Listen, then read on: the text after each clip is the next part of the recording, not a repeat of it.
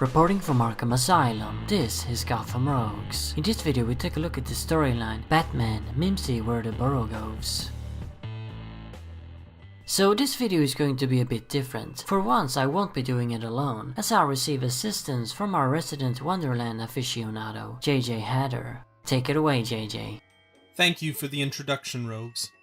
All Mimsy Were the Borogoves is a one-shot published in Detective Comics number 787 in 2003. It was written by Brian K. Vaughan and penciled by Rick Burchett. I hope I pronounced that correctly. In the story, Dr. Kirk Langstrom, aka Man-Bat, has been kidnapped, and a riddle has been left at the crime scene. Why is a raven like a writing desk? The police suspect our beloved Ed Enigma, of course, but Batman naturally recognizes it as a quote from Alice in Wonderland, which sends him on the hunt for the Mad Hatter. It turns out that Jervis has escaped Arkham, again, and this time taken his psychiatrist with him, Jeffrey Yorks. So what is dear old Mr. Tetch up to this time? Why has he kidnapped Langstrom and his Arkham doctor? Well, as we discover, Jervis is forcing a mind-controlled Kirk to create a special serum, using samples from his Man-Bat persona as well as from Killer Croc and Solomon Grundy. A serum which will transform its user into a real-life Jabberwock.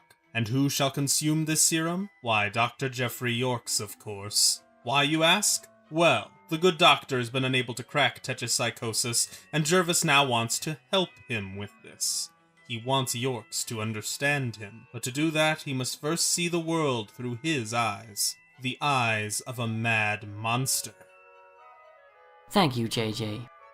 So, when I did my top 5 best Hatter stories video, I had to search high and low for quality Hatter comics. They were very hard to come by, but I managed, somewhat. However, during my search, I somehow missed out on this one. I had never heard of it before, and didn't become aware of its existence until I saw JJ's list, where he had placed it as number 10, I believe. So, now that I've read it, would I place it on my list? I'm actually not quite sure. If I would, it would replace my number 5, Unknowing. That story features probably Jervis's biggest scheme to date, as he takes over most of the GCPD with his mind control technology, and is thus able to descend the city into chaos. However, his motivations are weak, and the portrayal of the character is very unsympathetic. This story, however, features a somewhat sympathetic Jervis, with quite interesting and unique motivations. He's not after chaos, money, young girls, or anything of the usual. Instead, all he wants is for his doctor to understand him. Of course, he goes about it in a very strange way. But then again, they don't call him the Mad Hatter for nothing. And yeah, the whole Jabberwock thing, that's certainly different. We're used to seeing Hatter employ armies of mind-controlled goons, but never before or after has he done anything this crazy. Just that alone is reason enough to read the story. They didn't even need to give the character any proper motivations, but they did, and I really appreciate that. Does it make 100% sense? Maybe not. The idea is that Jervis is so crazy that he can't even comprehend reality whatsoever, which is exactly what it's like for the doctor when he's in a Jabberwock state. He becomes a disoriented and wild beast. In other words, this Mad Hatter is the totally cuckoo one, not the tragic nerd in love from the animated series. But that is what we usually get in the comics. A complete loon who can barely string a single comprehensive sentence together. That version feels less like an actual character, and more like just this weird cartoon character. It's not necessarily a bad thing. While I do like this story, I have to say that it, along all Hatter comics really, just makes me wish I was watching Taz instead. Nowhere else has Jervis been portrayed as well as he was on that show. And I know I've harped on about that in the past, but it's been a while now. Nothing can equal the animated series Hatter. That is the Hatter. To me, these comics feel like adaptations, and not the other way around. But anyway, among Hatter comics, this one is one of the better ones.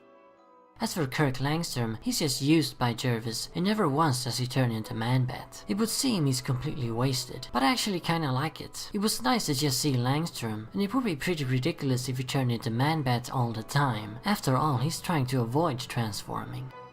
I don't have much to say about the art. It's alright, but I do really like the design for Tetch. It's sort of a mix of the classic comics Hatter and the Taz look.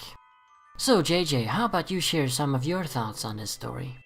I'll try to keep this short and sweet for 2 reasons. One is that I already spoke about this story on the list you mentioned, so I don't want to repeat too much. The other is that I think I agree with you on just about everything. While I personally prefer Unknowing as a story, just due to the size of Jervis's plan, what I love about this comic is that it captures something about the Hatter I think a lot of writers forget. He shouldn't be taken too seriously. This is not to say that Jervis can't be a threat or a menace, he's proved that time and time again, but this is a villain who is, and should be, at least a little bit outlandish in nature. He's based off of the nonsense of Wonderland, a world that is designed to run on logic that is either warped and convoluted, or even non-existent. This story seems to understand that, but still manages to make the Hatter an interesting and even sympathetic character too. I personally get the feeling he's not out to truly do harm, but simply try to show someone else what it's like to live in his world. It's a unique sort of scheme in every way, and while it's completely insane, to be blunt, that's sort of the point. Like you, however, the quote-unquote true Mad Hatter for me will always be the version from the animated series. I thoroughly agree it's a little alarming how the comics have somehow never portrayed Jervis as beautifully as Roddy McDowall and the team on Taz did.